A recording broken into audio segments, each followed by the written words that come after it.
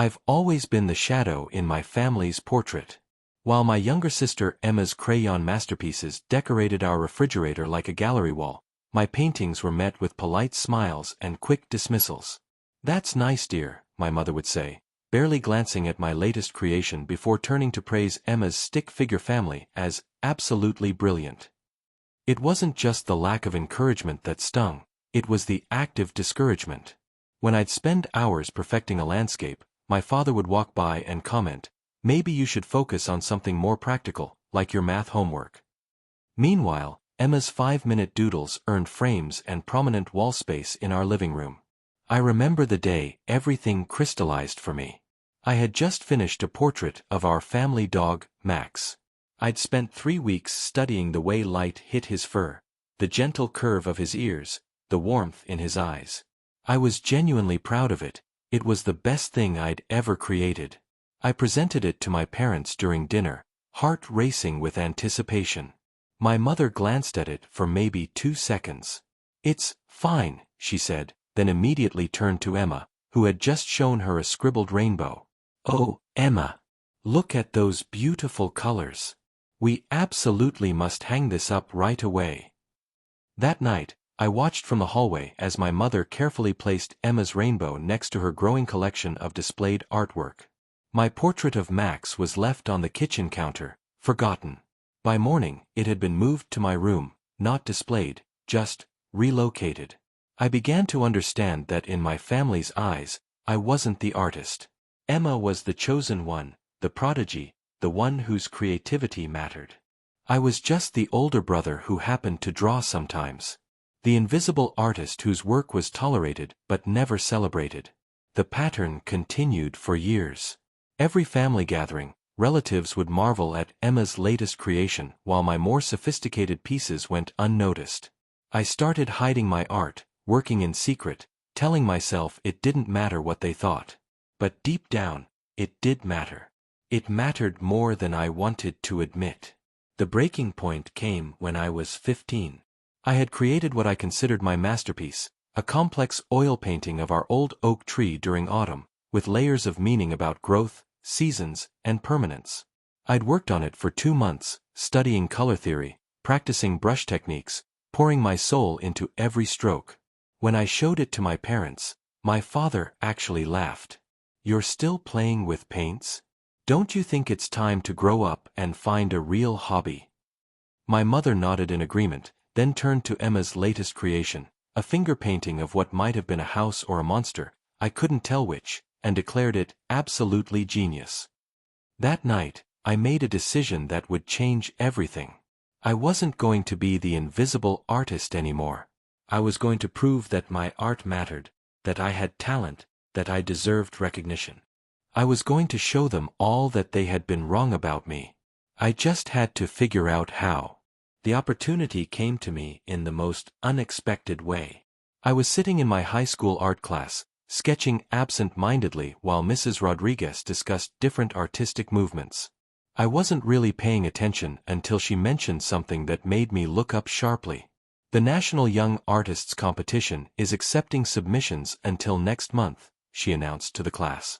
"It's one of the most prestigious contests for teenage artists in the country. The winner receives a full scholarship to any art school of their choice, plus a cash prize of $50,000. My heart started racing. This was it. This was my chance to prove myself. I raised my hand immediately. "What are the requirements?" Mrs. Rodriguez smiled, clearly pleased by my interest. "You need to submit a portfolio of 5 original pieces in any medium, along with an artist's statement explaining your creative process and inspiration. The judges are looking for technical skill, originality, and emotional depth." I spent the rest of class planning my submission. I already had several pieces that I was proud of, including my autumn oak tree painting and a series of portraits I'd done of neighborhood kids. But I wanted to create something new, something that would truly showcase my abilities. That evening, I went home with more determination than I'd felt in years. I didn't tell my parents about the competition. I wanted to surprise them. I imagined their faces when I won, how they'd finally understand that my art wasn't just a hobby, but a real talent worth celebrating. I threw myself into creating new pieces with an intensity I'd never experienced before. I painted during lunch breaks, after school, and late into the night. I experimented with different techniques, pushed myself to try new approaches, and poured all my frustration and hope into each canvas. The piece I was most excited about was a self-portrait, but not in the traditional sense. I painted myself as a shadow figure standing behind a bright, colorful representation of my family. The contrast between the vibrant colors used for my parents and sister and the muted tones for my own figure told the story of my experience better than words ever could. I worked on my submission for 3 weeks straight, barely sleeping. My grades started to suffer, but I didn't care. This was more important than any test or assignment.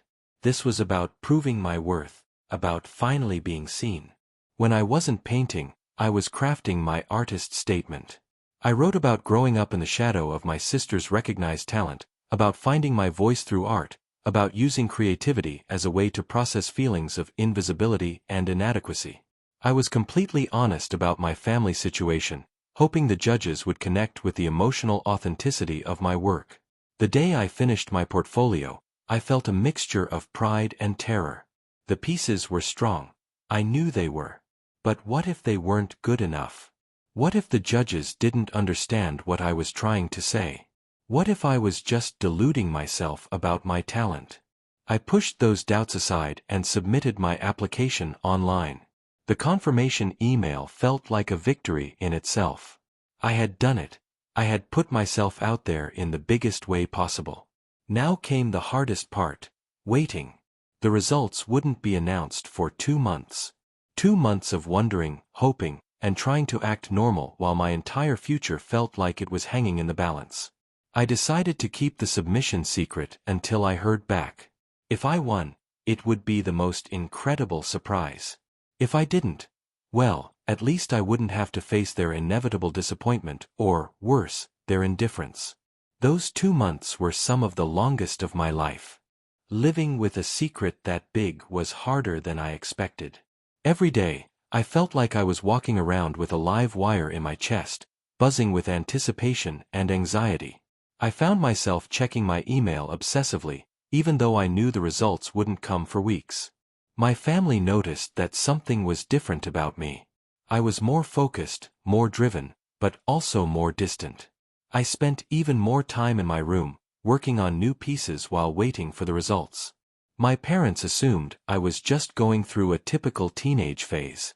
"He's been so moody lately," I overheard my mother telling my father one evening. "Maybe we should encourage him to join a sport or something more social." If only they knew that their moody son had potentially just changed the trajectory of his entire life.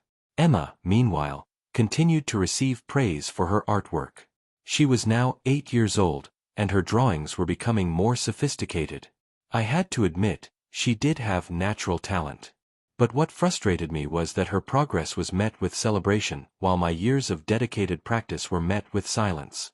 One particularly difficult evening, my parents spent an hour helping Emma set up a gallery in her room, complete with proper lighting and handwritten labels for each piece. I watched from the doorway, feeling that familiar pang of invisibility. Would they ever be that excited about my work? I channeled that emotion into my art. I started a new series of paintings exploring themes of recognition and validation. Each piece represented a different aspect of feeling unseen: empty picture frames, shadows without objects to cast them, mirrors reflecting nothing. It was some of my most honest work yet. As the weeks passed, I began to second-guess my decision to keep the contest secret. What if I lost? What if my art really wasn't as good as I thought? What if I was about to face the most devastating rejection of my life, and I'd have to deal with it alone? But then I'd remember why I'd entered in the first place. This wasn't just about winning a contest, it was about proving to myself and my family that I had value as an artist. That my years of dedication and passion meant something. That I deserved to be seen. The notification email arrived on a Tuesday morning in March. I was getting ready for school when my phone buzzed with a message from the National Young Artists Competition. My heart stopped. This was it. I couldn't open it. Not yet. I stared at the notification for what felt like hours but was probably only minutes. My hands were shaking so badly I could barely hold my phone. Finally, I took a deep breath and tapped the email. Dear participant, thank you for your submission to the National Young Artists Competition. We are pleased to inform you that you have been selected as a semi-finalist. Semi-finalist. I had made it to the semi-finals. Out of thousands of applicants nationwide, I was in the top 50. I wanted to scream, to run downstairs and tell my parents, to celebrate this incredible achievement. But the email continued, semi-finalists will be invited to a final judging round in New York City next month, where the top 10 finalists will be selected. Transportation and accommodation will be provided. I was going to New York. I was going to compete in the final round. This was really happening. I sat on my bed, staring at my phone, trying to process what this meant. I had proven that my art was good enough to compete at a national level. I had validation from professional judges, people who didn't know me or my family situation, who had judged my work purely on its merit. But I still couldn't bring myself to tell my parents. What if I didn't make it to the final 10? What if I got this far only to fail at the last moment? I decided to wait until after the final judging to share the news. I had 1 month to prepare for the biggest moment of my artistic life. The trip to New York felt like stepping into a different world. I had never been to a city that big, never been surrounded by so many people who understood and celebrated art the way I did. The other semi-finalists were incredible, talented, passionate, and completely dedicated to their craft. For the first time in my life, I didn't feel like the odd one out for caring so much about art. The final judging took place in a beautiful gallery in Manhattan. Our artwork was displayed professionally, with proper lighting and elegant labels. Seeing my pieces in that setting was surreal. They looked like they belonged there, like they were real art worthy of respect and attention. The judges spent hours examining each submission, asking detailed questions about technique, inspiration, and artistic vision. When they reached my section, I felt my heart racing. This was my moment to explain not just my art, but my journey as an artist.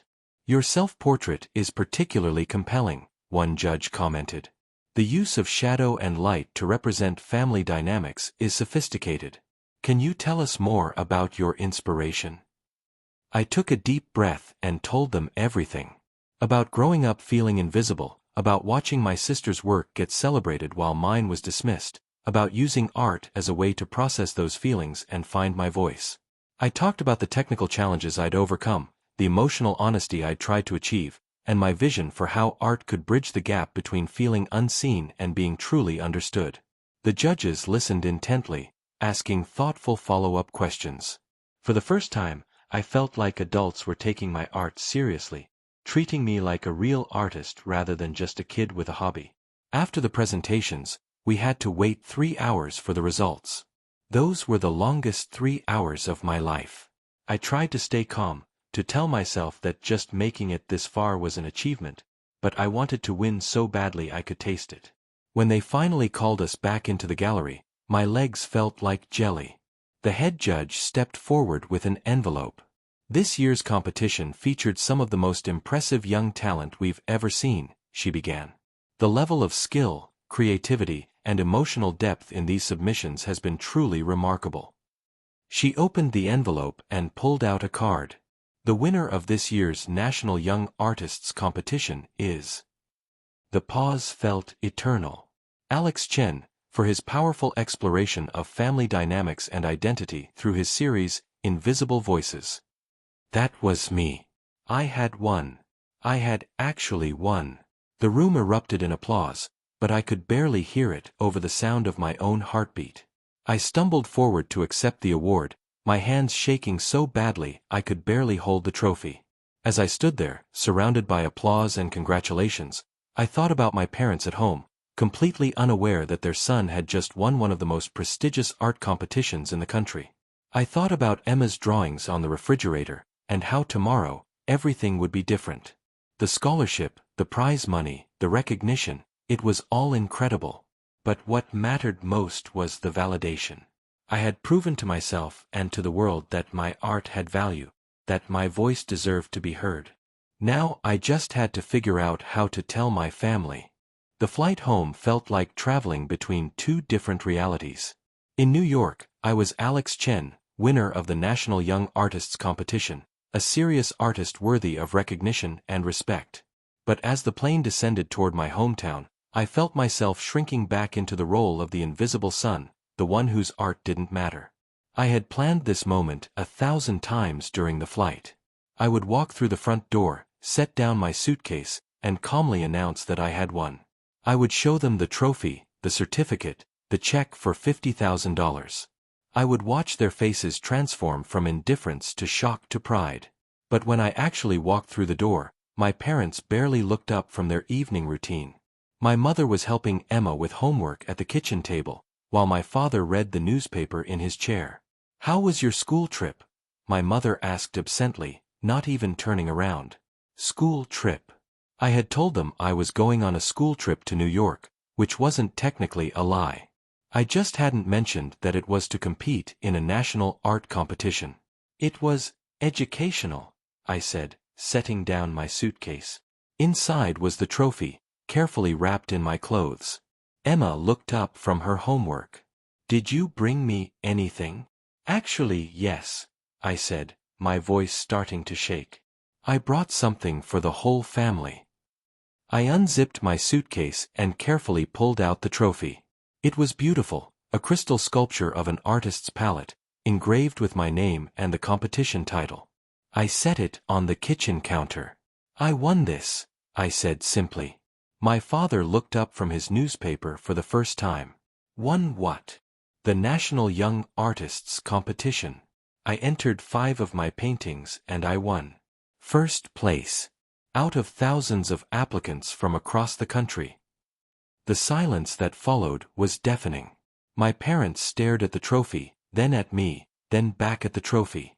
Emma's eyes were wide with amazement. "You won a national competition?" my mother asked slowly. "Yes. And a full scholarship to any art school in the country. And $50,000 in prize money." My father stood up, walking over to examine the trophy more closely. "This is real." I pulled out the certificate, the check, and the folder of press materials they'd given me. The judges called my work emotionally profound and technically exceptional. They said it showed mature artistic vision and remarkable skill for someone my age. My mother was reading over the certificate, her face cycling through emotions I couldn't quite identify. Shock, confusion, and something that might have been pride. "Why didn't you tell us?" she asked quietly. I took a deep breath. "Because I wanted to prove that my art mattered. Because every time I showed you my work, you dismissed it or ignored it. Because Emma's finger paintings got more attention than my oil paintings. Because I needed to know that I was good enough, even if you didn't think so." The words came out more bitter than I intended, but they were true. Years of feeling invisible, of being overlooked, of watching my sister's work get celebrated while mine was dismissed, it all poured out in that moment. My father set down the trophy and looked at me with an expression I'd never seen before. "Alex, I had no idea you were this serious about art. I thought it was just a hobby." "It was never just a hobby," I said. "It's who I am. It's what I'm good at. It's what I want to do with my life." Emma, who had been uncharacteristically quiet, suddenly spoke up. "Your paintings are really good, Alex." "I always thought so. Way better than mine." My mother looked at Emma in surprise. "You never said that before." "Because everyone always said mine were better," Emma said with the brutal honesty that only 8-year-olds can manage. "But Alex's are actually better. They look like real things." That night, my parents took down half of Emma's artwork from the refrigerator and living room walls. They asked me to bring down some of my pieces, and for the first time in my life, my art was displayed in our home. Not hidden in my room, not dismissed as childish, but proudly showcased alongside my sister's work. My father apologized for not taking my art seriously. My mother admitted that she hadn't understood how talented I was. They both promised to support my artistic pursuits and help me choose the right art school for my scholarship. As I lay in bed that night, looking at the trophy on my nightstand, I realized that winning the competition had given me something more valuable than money or recognition. It had given me my voice back. It had shown my family, and myself, that being invisible was a choice, not a fate. I was no longer the shadow in my family's portrait. I was the artist, and my work finally mattered.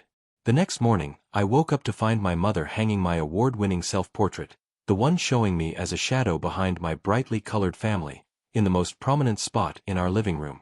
"I see you now," she said simply when she noticed me watching. "I really see you." And for the first time in my life, I believed her.